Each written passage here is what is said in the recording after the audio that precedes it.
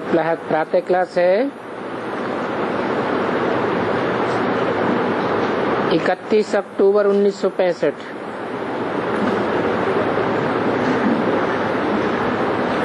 Record चला है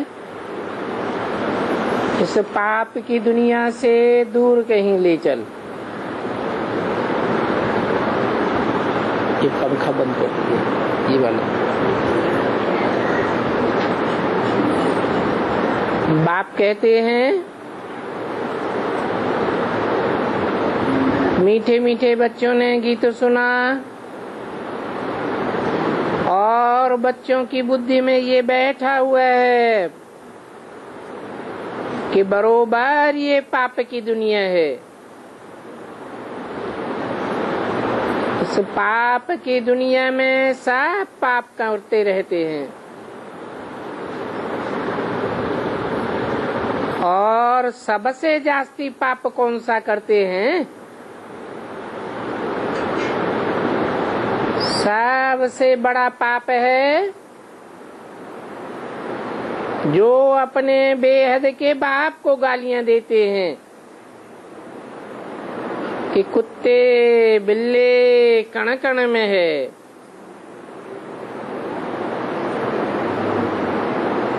बाप तो बच्चों को कल्प कल्प आए करके गति सदगति देते हैं, जबकि पतित दुनिया को पावन बनाना होता है तब ही आते हैं और बच्चों को आप समान बनाते हैं।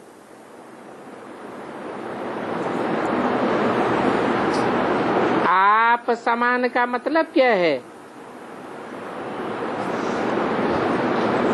आप समान अर्थात निराकारी, निर्विकारी और निरहंकारी।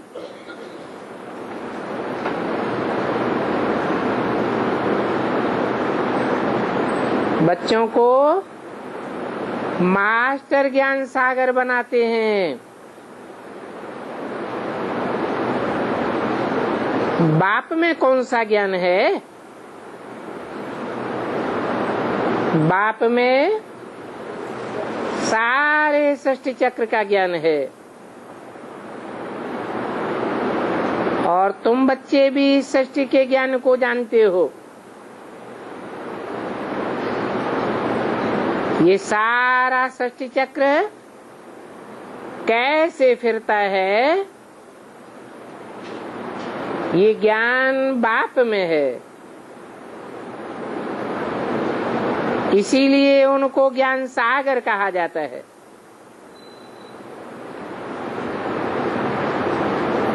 जो ज्ञान का सागर है वो ही पतित पावन है। इस चक्र को समझ, स्वदर्शन चक्रधारी बनने से तुम फिर से स्वर्ग के चक्रवर्ती महाराजा महारानी बनते हो। तो बुद्धि में सारा दिन ये चक्र फिरना चाहिए। ये चक्र फिर आते रहेंगे तो तुम्हारे विकर्म विनाश होते रहेंगे। फिर तुम जब सतयुग में जावेंगे तो ये चक्र नहीं फिरावेंगे।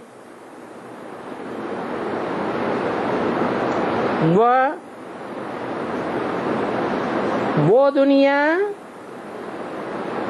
स्वर्ग की दुनिया है। स्व यानी आत्मा को वहां ये सृष्टि चक्र का ज्ञान नहीं होता है। न सतयुग में होता है न कलयुग में होता है। ये सारी सृष्टि चक्र का ज्ञान तुमको सिर्फ इस संगम युग पर होता है। तो संगम युग की बहुत महिमा है। भक्ति मार्ग में कुंभ का मेला मनाते हैं ना,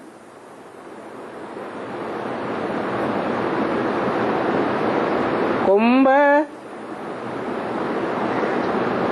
ये बुद्धि रूपी कुंभ है। इसमें सारा ज्ञान भरा हुआ है।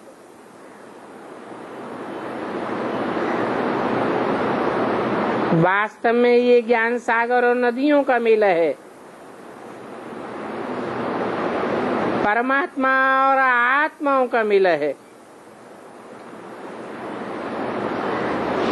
वो कुंभ का मेला तो भक्ति मार्ग का मेला है। ये आत्मा और परमात्मा का मेला सिर्फ इस सुहावने संगम युग पर होता है, जबकि तुम दुख से छूट सुख में जाते हो। इसलिए बाप को दुख हरता और सुख करता कहा जाता है। आधा कल्प सुख, आधा कल्प दुख चलता है। जैसे दिन और रात आधा आधा होती है ना, मकान भी पहले नया होता है फिर पुराना होता है। तो नया भी आधा समय कहेंगे, पुराना भी आधा समय। नए घर में सुख होता है, पुराने में दुख होता है। तो ये दुनिया भी नई और पुरानी होती है, जिसमें आधा कल्प सुख रहता है, आधा कल्प दुख रहता है। तो दुनिया भी नई और पुरानी होती है।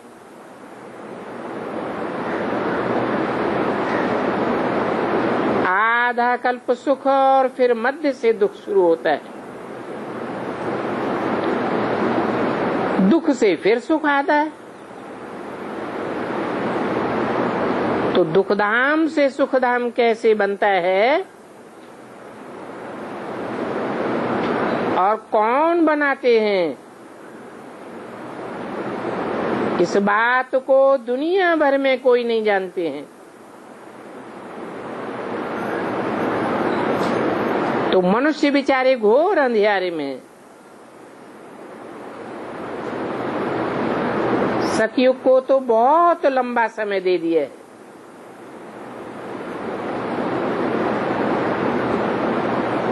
अब सतयुग की ही आयु अगर इतनी बड़ी हो जाए तो दुनिया में आदमी कितने बढ़ जाएंगे।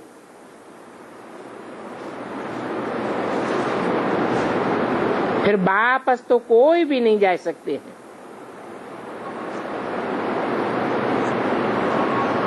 अभी बाप तो कहते हैं साहब को इकट्ठा होना ही है। वापस तो तब जाएं जब बाप आकर के घर का रास्ता बतावे।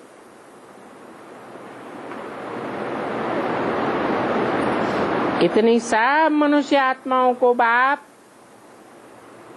संगम युग पर आकर के पूरा रास्ता बताते हैं। तुम जानते हो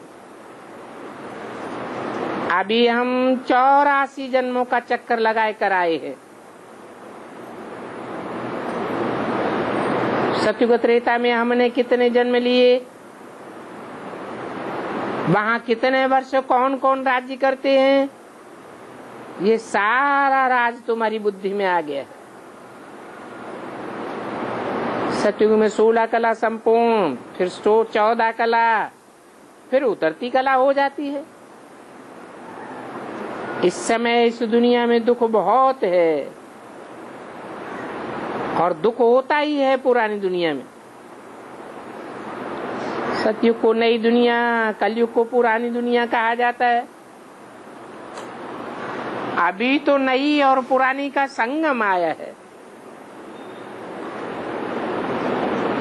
इस संगम में पुरानी दुनिया का विनाश होता है, बाप नई दुनिया बनाए रहे हैं।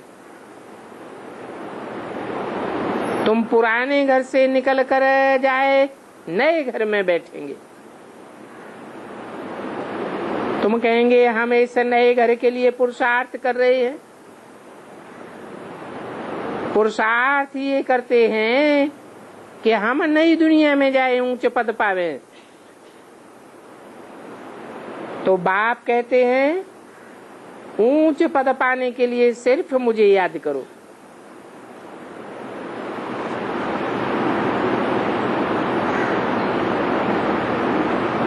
मुझे क्यों याद करो?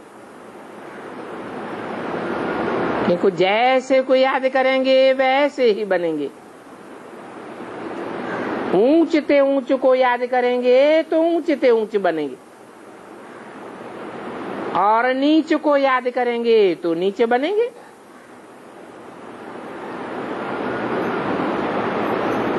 याद के सिवाय और कोई तकलीफ नहीं देते हैं। तो ऐसे ऊंचते ऊंच बाप को याद करना चाहिए। कैसे भी समय निकाल उनका फरमान मानना चाहिए। परंतु माया ऐसी है जो ऊंचते ऊंच बाप का फरमान भी मानने नहीं देती है। बाप के साथ बुद्धि योग लगाने नहीं देती है। तुम जानते भी हो और तुम चाहते भी हो कि जितना हो सके उससे प्रियतम को याद करें, परंतु माया बुलाई देती है। कल्प पहले भी तुमने पुरुषार्थ करे इस माया रावण पर जीत पानी थी। जीत पाई थी तब तो सतयुग की स्थापना हुई है। अब जितना जो याद करता है मददगार बनता है, और जितना मददगार बनता है उतना इजाफा मिलता है। तुम बच्चों को ये ना लीजिए, अपने मित्र संबंधियों को भी जाए समझानी है।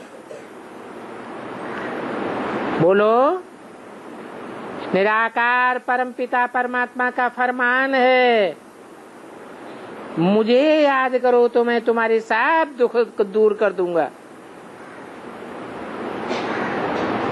अभी तुम्हारे ऊपर आधा कल्पों के विकर्मों का बोझ सिर पर है। उस आधा कल्प के विकर्मों का बोझा भस्म करने का और कोई उपाय नहीं है। बल गंगा को पतित पावनी कहते हैं, जमुना आदि को भी पतित पावनी कहते हैं। जहाँ भी थोड़ा पानी का टुबका देखेंगे स्नान करते रहेंगे। वो समझेंगे कि हम पावन हो जाएंगे, हमारे पाप कट जाएंगे। परंतु इन नादियों, इन टुबकों में, इनके पानी में स्नान करने से थोड़े ही पावन बनेंगे। पानी बिलोने से सार नहीं निकलता है। ये तो ज्ञान सागर है।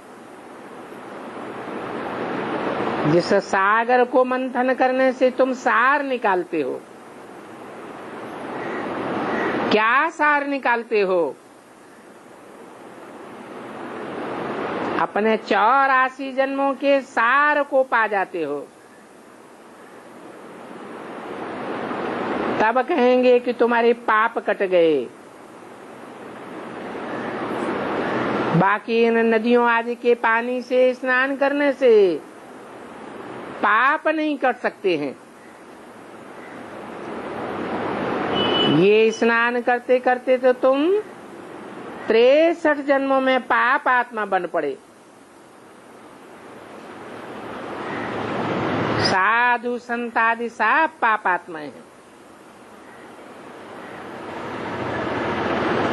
कोई भी नई बात नहीं बताते हैं।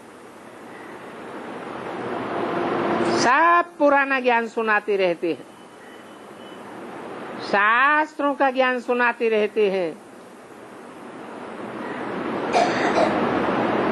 नई दुनिया के लिए नया ज्ञान तो मैं ही सुनाता हूँ। नई दुनिया सतयुग है, उसे पावन दुनिया कहा जाता है। उस नई दुनिया में यथा राजा रानी तथा प्रजा सब पावन रहते हैं। ये तो है ही पतित दुनिया। इस पतित दुनिया में सब भगवान को पुकारते रहते हैं।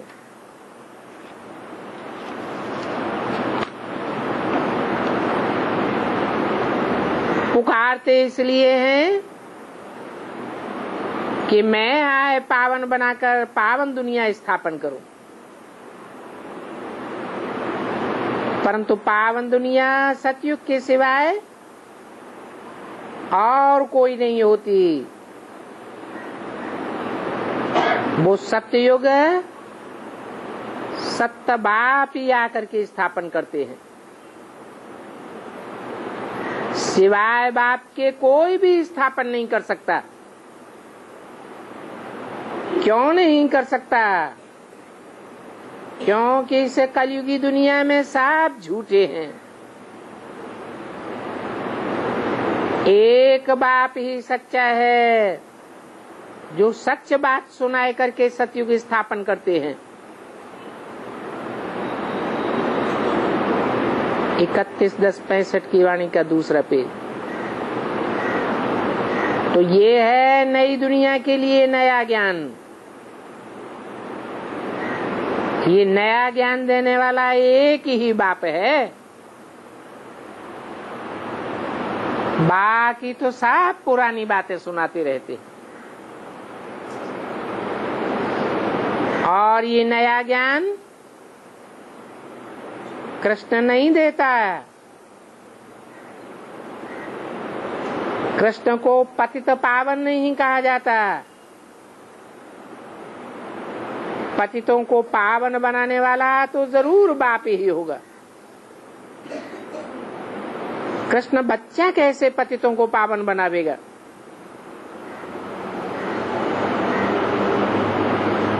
वो तो साकार है। पतित पावन तो एक ही निराकार परमपिता परमात्मा। वो परमपिता परमात्मा पुनर्जन्म रहते हैं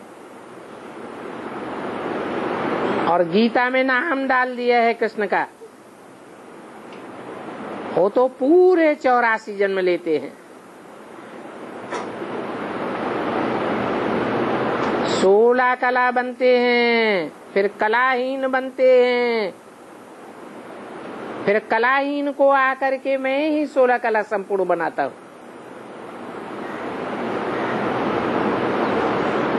तो देखो कितना फर्क हो गया।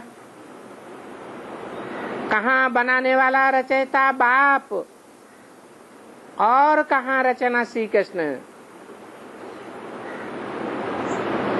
लिखा हुआ भी है कृष्ण पूरे 84 जन्म लेते हैं। फिर कलयुग के अंत में सांवरे से गोरे बनते हैं। कृष्णपुरी को ही विष्णुपुरी कहा जाता है। कृष्ण की राजधानी अपनी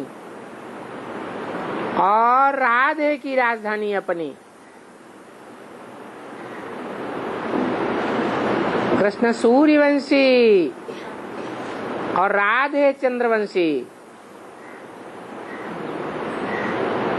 फिर बाद में उन्हों की सगाई होती है तो कहेंगे कि राधे कृष्ण कोई भाई बहन नहीं है। भाई बहन की तो शादी कब होती ही नहीं। वो तो अलग अलग राजधानी के हैं। ये बातें अभी तुम्हारी बुद्धि में टपकती रहती है। आगे तो इन बातों को नहीं जानते थे। अभी मालूम पड़ा है कि राधे कृष्ण दोनों अलग अलग राजधानी के थे। फिर बाद में सगाई हुई।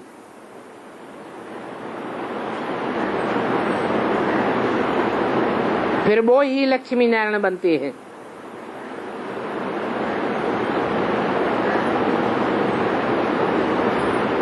उनको कहा जाता है स्वर्ग के पहले पहले महाराजा और महारानी।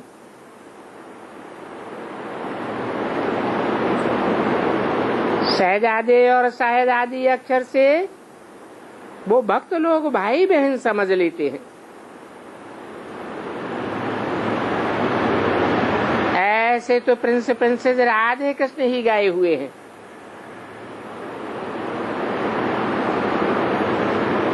उन राधे कृष्ण के माँ बाप का इतना ऊंचा मर्तबा नहीं है।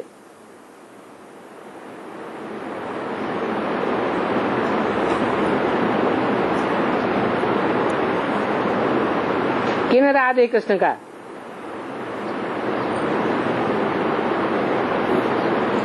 संगम युगी राधे कृष्ण का या सतयुगी राधे कृष्ण का? संगम युगी राधे कृष्ण का माँ बाप का इतना मर्तबा नहीं है। फिर ज्यादा मर्तबा किसका है? जो संगम युगी राधे कृष्ण होंगे उनका मर्तबा बहुत ऊंचा है। क्या मर्तबा है? विश्व के महाराजा और महारानी। तो देखो, जो राधे कृष्ण प्रिंस प्रिंसेस गाए हुए हैं उनके माँ बाप का मर्तबा नहीं है। और जो सतयुग के राधे कृष्ण जिनकी कोई हिस्ट्री ही नहीं मिलती, उनके माँ बाप का कितना मर्तबा है। ढेर के ढेर लक्ष्मी नारायण के मंदिर बने हुए हैं जिन्हें बिरला मंदिर कहा जाता है। तो देखो, संगम युग के जो राधे कृष्ण हैं उनके माँ बाप का तो गायन ही नहीं है। उनके माँ बाप का गायन क्यों नहीं है?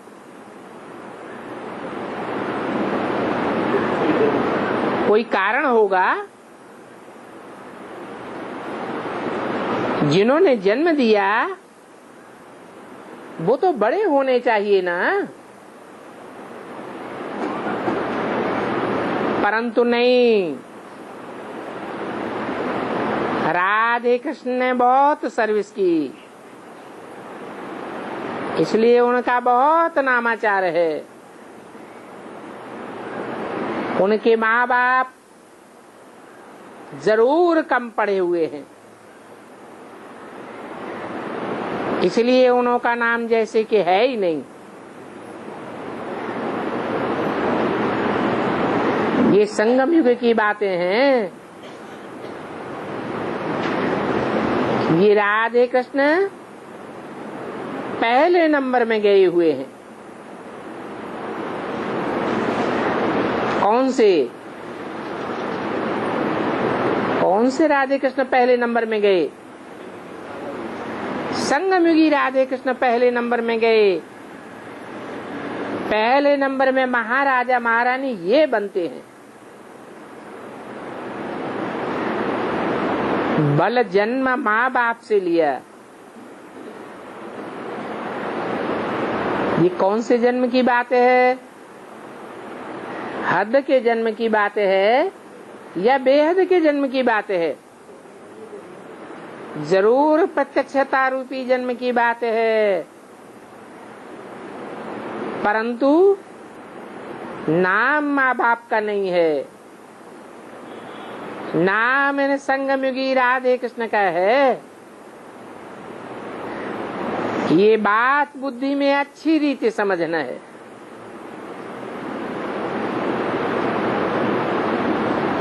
नहीं तो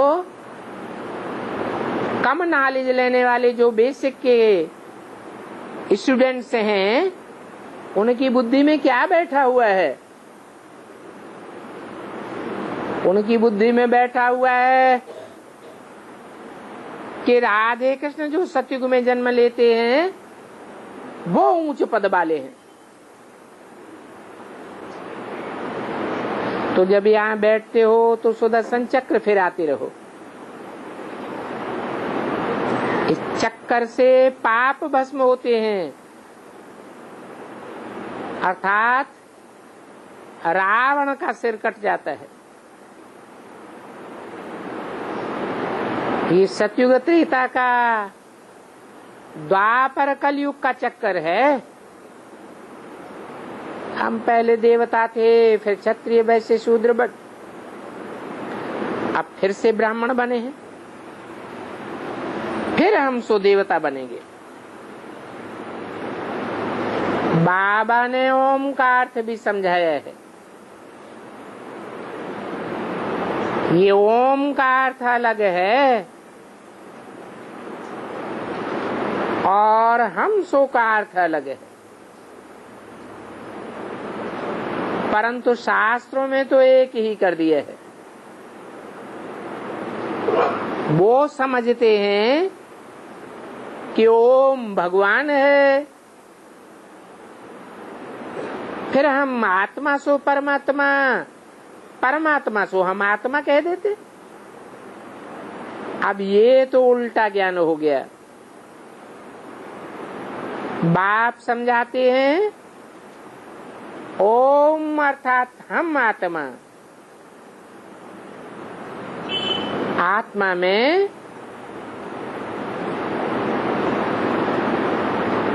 तीन कार्य करता है। हर आत्मा के तीन कार्य हैं।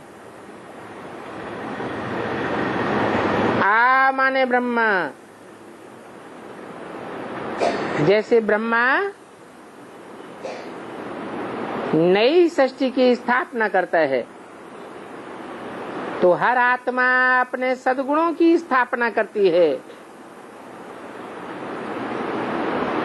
फिर शंकर के रूप में दुर्गुणों का विनाश करती है। फिर विष्णु के रूप में सद्गुणों की पालना करती है। तो हर आत्मा के तीन कर्तव्य हैं। इन तीन कर्तव्यों के आधार पर कहा जाता है ओम।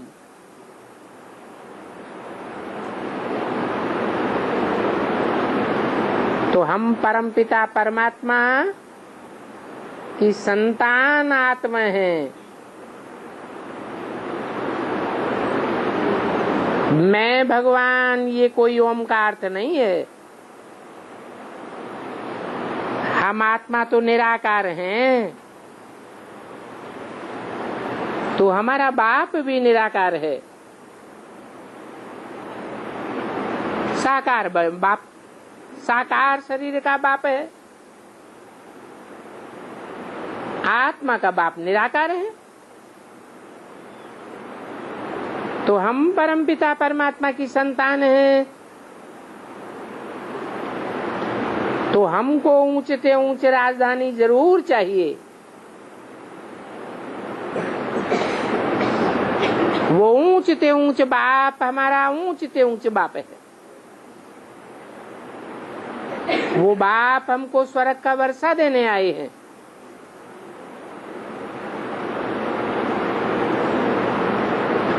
एक बाप ही स्वर्ग का वर्षा दे सकते हैं।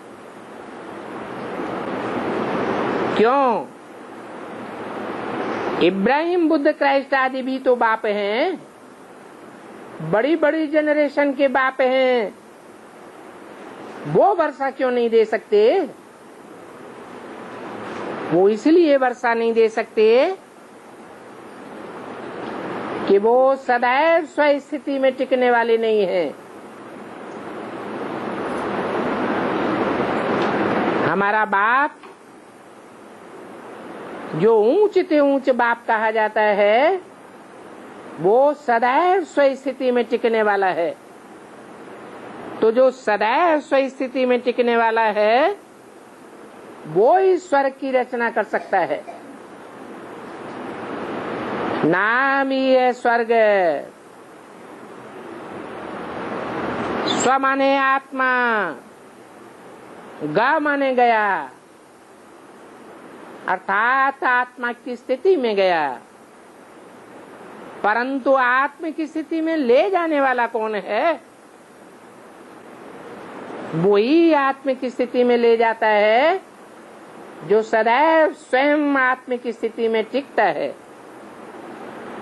बाकी इब्राहिम, बुद्ध, क्राइस्ट आदि सदैव आत्मा की स्थिति में टिकने वाले नहीं है। तो बाप ही है जो हमको स्वर्ग का वर्षा देने आए हैं। आधा कल्प के बाद फिर रावण आकर के श्राप देते। जब रावण श्राप देते हैं तो तुम दुखी हो जाते हो। दुखी होते होते तमो प्रधान बन जाते हो। आखिरीन फिर बाप आकर के सदा सुख का वर्षा देते। तो रावण शाप देते हैं दुखी होने का और बाप वरदान देते हैं सुखी होने का। बाकी ऐसे नहीं कहते हैं कि चिरंजीवी भव, सदैव जीते रहो। नहीं, कहते हैं कि मुझे याद करो तो इस जन्म सहित जो भी जन्मांतर के पाप हैं वो भस्म हो जाएंगे। इस याद को ही योगाग्नि कहा जाता है। बाकी इस रावण राज्य में तो सबको पापात्मा बनना है। इस दुनिया में कोई भी पवित्र आत्मा नहीं है।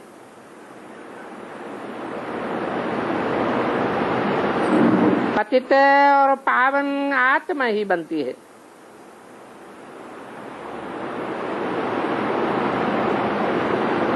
बाकी पतित परमात्मा नहीं कहा जाता। परमात्मा थोड़े ही बनता है पतित और पावन।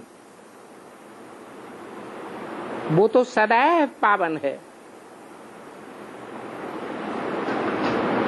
वो बाप सबको पावन बनाते हैं। रावण सबको पतित बनाए देता है, फिर बाप आकर पावन बनाए, पावन दुनिया का मालिक बनाते हैं। तो बाप को पावन बनाने के लिए आना पड़ता है। ऐसे नहीं है कि बाप ब्रह्मा के तन में आए ज्ञान सुना के चले जाते हैं, फिर तुम अपने आप पावन बनते रहते हो। नहीं, बाप ज्ञान सुनाने के लिए नहीं आते हैं। तुम किस लिए बुलाते आए भक्ति मार्ग में? क्या कहते आए? पतित पावन आओ। तो मैं पतितों को आकर के पावन बनाता हूँ। सतयुग में तो विकार होते ही नहीं है। वो है ही संपूर्ण निर्विकारी दुनिया। संपूर्ण निर्विकारी दुनिया है, तब तो देवताओं के आगे जाकर के गाते हैं आप सर्वगुण संपन्न हो, संपूर्ण अहिंसक निर्विकारी हो। हम पतित हैं, नीचे हैं, कपटी हैं, पापी हैं।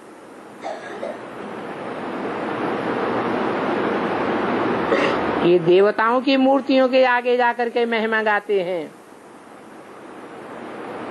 ऐसी महिमा शिव के आगे नहीं गावेंगे कि तुम 16 कला संपूर्ण, संपूर्ण अहिंसक, मर्यादा पुरुषोत्तम।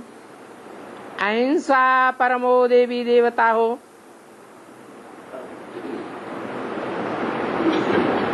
जो देवताएं पवित्र हैं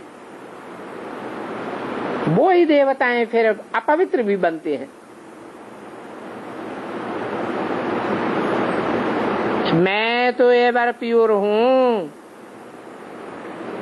मैं कभी अपवित्र नहीं बनता। तो इस दुनिया में तुम आत्मा रूपी बच्चों का ये खेल है, जो आकर के पावन से पतित और पतित से पावन बनते हो। बाप आकर के सुखधाम बनाते हैं, रावण फिर पतित बनाए दुखी कर देते हैं।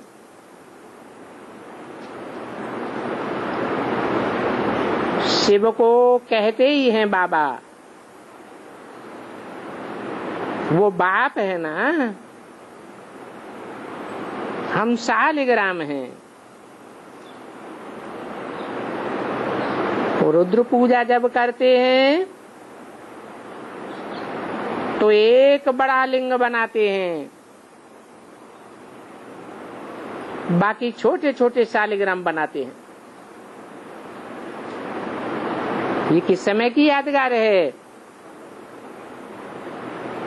जरूर संगम युग की यादगार है,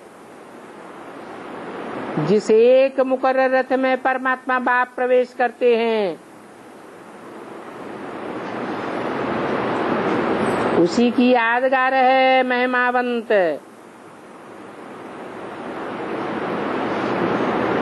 बाकी सब बच्चे नंबरवार शालिग्राम हैं। ये भी तुम जानते हो कि हम आत्मा ही 84 जन्म लेती हैं, और धर्मों की आत्माएं तो 84 जन्म नहीं लेती हैं। उनके उत्तरोत्तर कम जन्म होते हैं।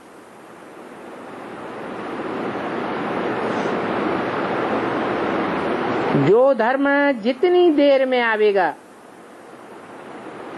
उनके उतने ही कम जन्म होंगे।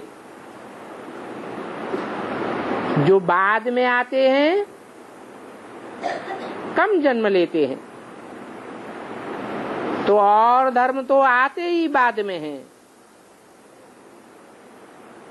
समझो, सिख धर्म वालों को 500 वर्ष हुए, तो समझना चाहिए कि 500 वर्षों में उनके कितने जन्म होंगे, और हम 5000 वर्ष में कितने जन्म लेते हैं।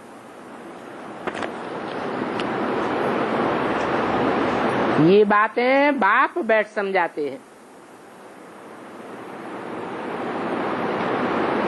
31/10/65 की वाणी का 3रा पेज। बाप बताते हैं कि सतयुग में तुम्हारी आत्मा सतो प्रधान थी, तो तुम्हारी आयु बहुत लंबी होती थी। लंबी आयु होने के कारण सतयुग में कम जन्म होते हैं। त्रेता में ज्यादा जन्म होते हैं, क्योंकि आत्मा सतो सामान्य बन जाती है।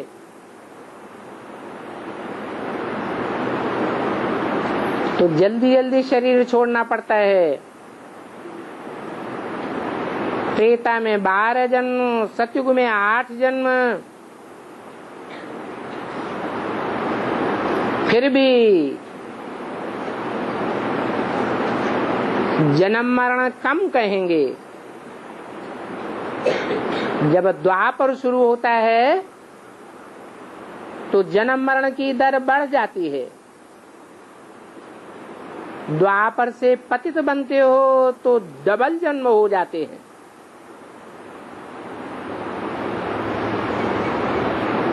सतयुग त्रेता के 21 जन्म, 2 युगों में 21 जन्म। और द्वापर के एक युग में ही 21 जन्म हो जाते हैं, तो डबल हो गई ना। और तुम ब्राह्मणों के ही 84 जन्म हैं, उन ब्राह्मणों के 84 जन्म नहीं है। क्यों? क्योंकि वो ब्राह्मण नीची कुरी के हैं और तुम सूर्यवंशी ऊंच कुल के ब्राह्मण हो। तुम चोटी के ब्राह्मण हो। चोटी सबसे ऊंची होती है ना, तो तुम्हारी यादगार में संसार का ऐसा कौन सी चोटी है जो गाई हुई है?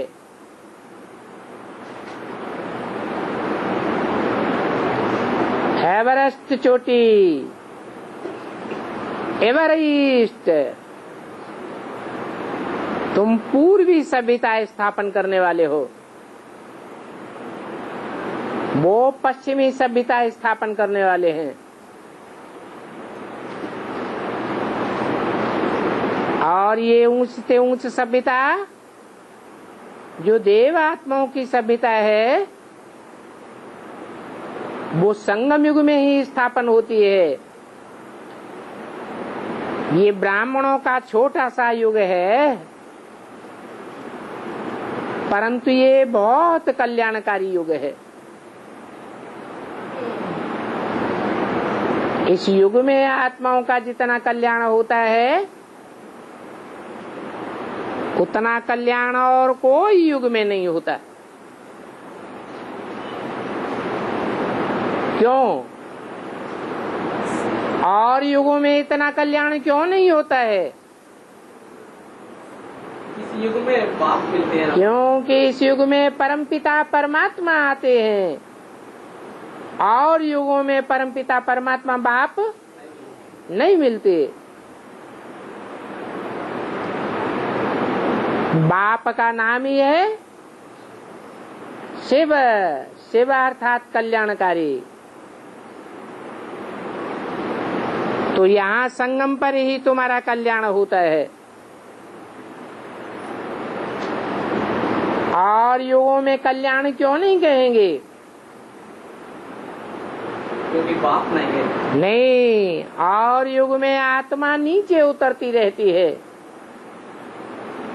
सिर्फ संगम युग में ही आत्मा ऊंची कला में जाती है। तो यहाँ बाप के आने के कारण तुम्हारा कल्याण होता है। बाप आते हैं तो 21 जन्म के लिए तुम्हारा कल्याण कर देते हैं। द्वापर युग से रावण आते हैं तो अकल्याण कर देते हैं। उस युग का नाम ही है द्वापुर, अर्थात द्वैतवादी युग। सतयुग में तो एक ही धर्म, एक ही राज्य, एक ही कुल, एक ही भाषा होती है। फिर द्वापर में रावण के आने से दो दो धर्म, दो दो राज्य, दो दो कुल, दो दो मतें, दो दो भाषाएं हो जाती हैं। तो द्वैतवादी रावण तुम्हारा कल्याण कर देता है। बाप आते हैं तो कल्याण करते हैं। तो अब तुम बच्चों को एक बाप की मत पर चल करके कल्याण करना चाहिए। औरों की बातें कान पर नहीं धरनी चाहिए। एक कान से सुनना और दूसरे कान से निकालना। गायन है श्रीमद् भगवान वाच। परंतु शिव बाबा जन्म नहीं लेते हैं, वो तो प्रवेश करते हैं। इसलिए कहा गया है जन्म कर्म च मे दिव्यम, मेरे दिव्य कर्म दिव्य जन्म को जो जानता है वो ही जानने वाला है। और जन्म तो तब कहा जाता है जब कोई पालना लेता है। वो परमपिता परमात्मा तो कोई से पालना नहीं लेते, वो तो अभोक्ता है। और आत्माएं तो सब भोगी हैं। सतयुग त्रेता में देवता बनते हैं तो भी भोगी हैं, और द्वापर कलयुग में नीचे गिरते हैं तो भी भोगी हैं।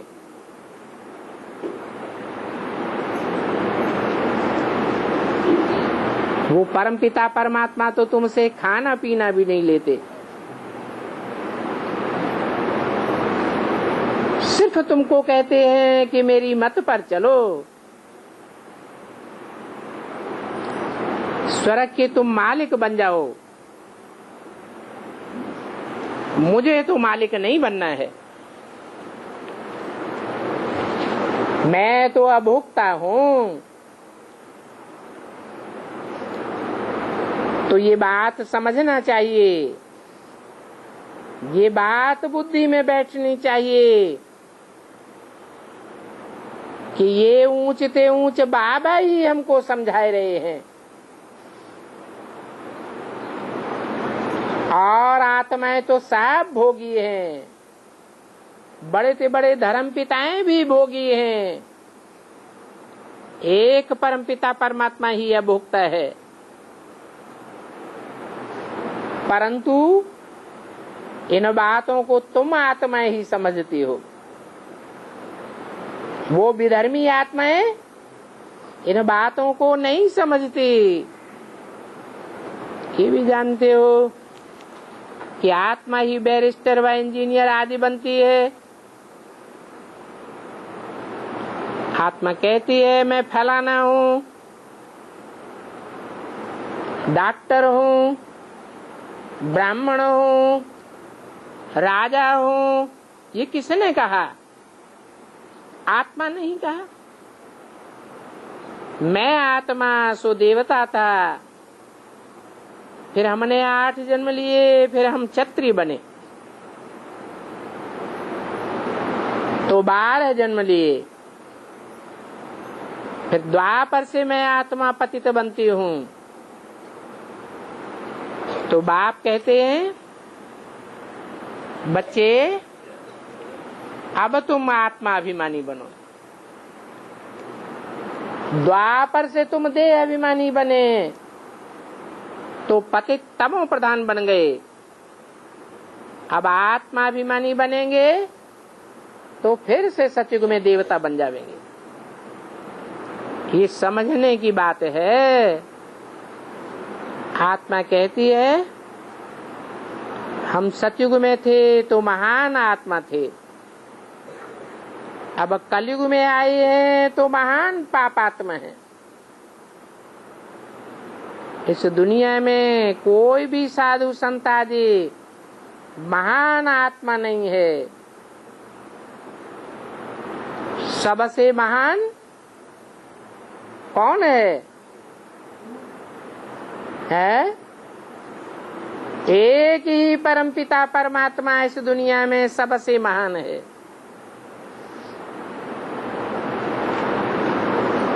वो सदैव पवित्र है,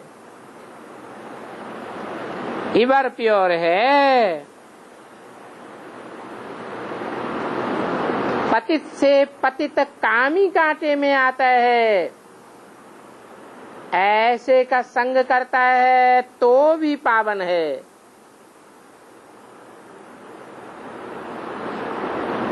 यहाँ इस दुनिया में मनुष्य तो सदैव पवित्र नहीं रहते। सब मनुष्य आत्माओं को संग का रंग लग जाता है।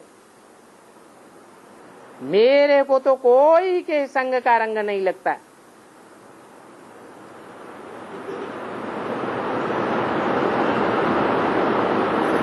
देवताएं पवित्र सुखधाम में रहते हैं। त्रेता में भी कुछ कला कम हो जाती है, तो सतयुग त्रेता भी उतरती के कला के युग हैं। चढ़ती कला सिर्फ संगम पर होती है, जबकि बाप आते हैं।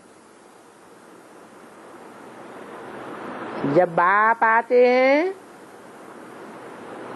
ये बात हमारी बुद्धि में निश्चयात्मक रूप से बैठ जाती है, तब हम स्वर्ग के मालिक बनते हैं। फिर त्रेता में आवेंगे तो 2 कला कम हो जाएगी, फिर 5 विकारों का ग्रहण लगने से हम काले हो जाते हैं। अभी बाप कहते हैं इन 5 विकारों का दान दे दो, तो ये ग्रहण उतर जाएगा।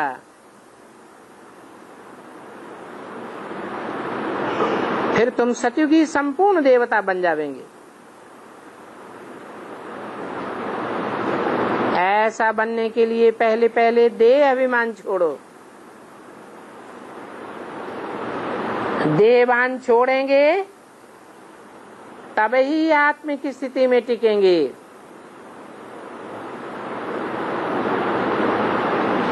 फिर 5 विकार दान में दे दो, उनमें भी पहले पहले ये काम विकार दान में दे दो, तब अंत में आकर के नष्टो मोहा बनना होता है। अभी तुम आत्माओं को स्मृति आई है कि बरोबर हमने 84 जन्म भोगे हैं, और धर्मों की आत्माओं ने तो 84 जन्म नहीं भोगे हैं।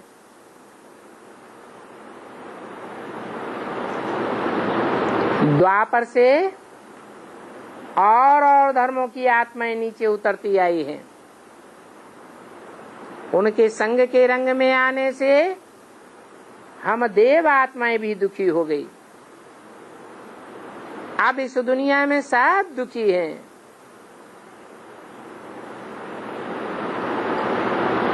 जो राजा रानी महाराजा महाराजाएं होते थे, क्या वो दुखी भी मारे नहीं होते थे?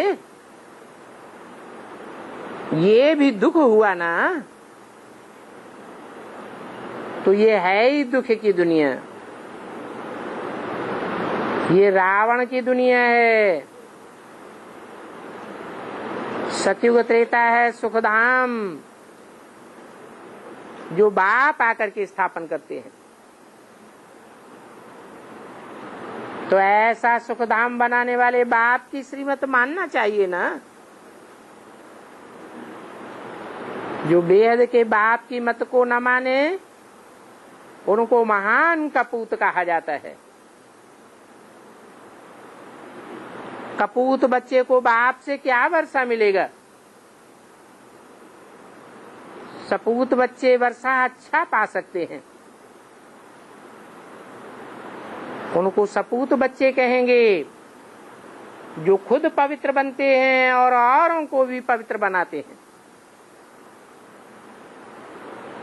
ये बेहद का बाप है, जो आत्माओं को बैठ समझाते हैं। जो आत्मा नहीं बनते, आत्मा बनने की प्रैक्टिस ही नहीं करते, देहभान छोड़ते ही नहीं, उनको बाप नहीं समझाते हैं। फिर उनको कौन समझाता है?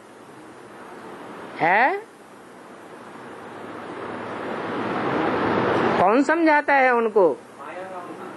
माया रावण संप्रदाय बैठ समझाते हैं। तो अब बाप कहते हैं, हे आत्माएं, तुम मेरी बात कानों से सुनती हो? तो कहते हैं, हाँ बाबा, हम जरूर आपकी श्रीमत पर चलकर श्रेष्ठ बनेंगे।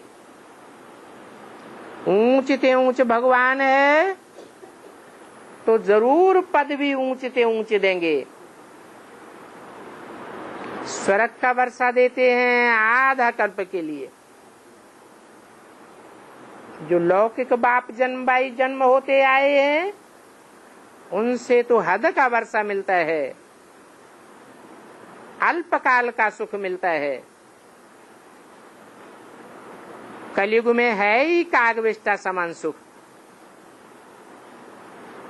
इसलिए सन्यासी घर बार छोड़ देते हैं। वो सन्यासी गृहस्थ धर्म को नहीं मानते हैं।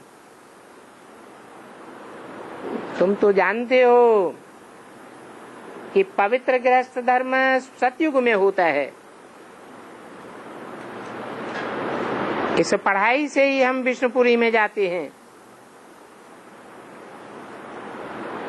उस विष्णुपुरी में जाने के लिए परम पिता परमात्मा हमको पुरुषार्थ कराते हैं। भक्तों को इस बात का पता ही नहीं है कि भगवान कौन है, भगवान कौन है और उनका कर्तव्य क्या है। भगत लोग क्या समझते हैं? भक्त लोग समझते हैं कि भगवान ब्रह्मा के तन में आते हैं, ज्ञान सुना करके चले जाते हैं। जैसे और धर्म पिताएं आए, महात्माएं आए, संतगण आए, गाल बजाए और चले गए। दुनिया स्वर्ग बन गई क्या? नहीं बन गई। तो बाप का कर्तव्य क्या है और मनुष्य आत्माओं का कर्तव्य क्या है, ये बात भक्त लोग नहीं जानते। इसलिए बाप कहते हैं ज्ञानी तू आत्मा मुझे प्रिय है। तुम बच्चे ज्ञानी तू आत्मा हो। तो बाप का कर्तव्य क्या है? कैसे वो पतित से पावन बनाते हैं वो भक्त लोग नहीं जानते। हाँ, मंदिर में जाके शिवलिंग की पूजा करते रहेंगे, गाते रहेंगे पतित पावन सीताराम, कुछ भी नहीं जानते। अभी तुम बच्चे तो पावन बन रहे हो। दुनिया उस पतित पावन को याद कर रही है। वो सिर्फ याद करते हैं और तुम पतित से पावन बनते हो। अभी तुम संगम युग पर खड़े हो, बाकी सारी दुनिया कलयुग में पड़ी है। वो समझते हैं कलयुग तो अर्जुन बच्चा है, और तुम तो जानते हो ये कलयुग तो अब विनाश के कगार पर खड़ा हुआ है। अब हमको सतयुग में जाना है। बाप ने हमको स्मृति दिलाई है, जो कहते हैं कि मैं कल्प कल्प तुम बच्चों को वर्षा देता हूं, तो पूरा वर्षा लेना चाहिए। बाकी बाप ऐसे नहीं कहते हैं कि यहां ही आकर के बैठ जाओ, भला अपने घर गृहस्थ में रहो। सिर्फ यह बुद्धि में सुदर्शन चक्र घुमाते रहो, और सुदर्शन चक्र घुमाते घुमाते नष्टो मोहा हो जाओ। क्योंकि सुदर्शन चक्र घुमाने से तुम्हारी बुद्धि में बैठेगा क्या बैठेगा? इस दुनिया में सब आत्माओं के संग के रंग से हम नीचे गिरे हैं, एक परमपिता परमात्मा के संग से ही हम ऊंचे चले जाते हैं। तो सबसे नष्टो मोहा। मेरा तो एक शिव बाबा, दूसरा न कोई। हम जानते हैं कि अब हमारा नया संबंध जुट रहा है। किसके साथ?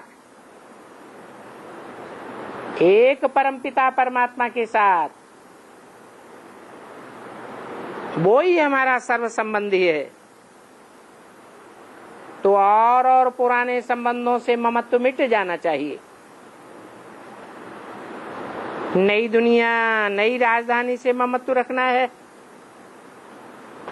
अब तो सबका मौत बिल्कुल सिर पर सवार है,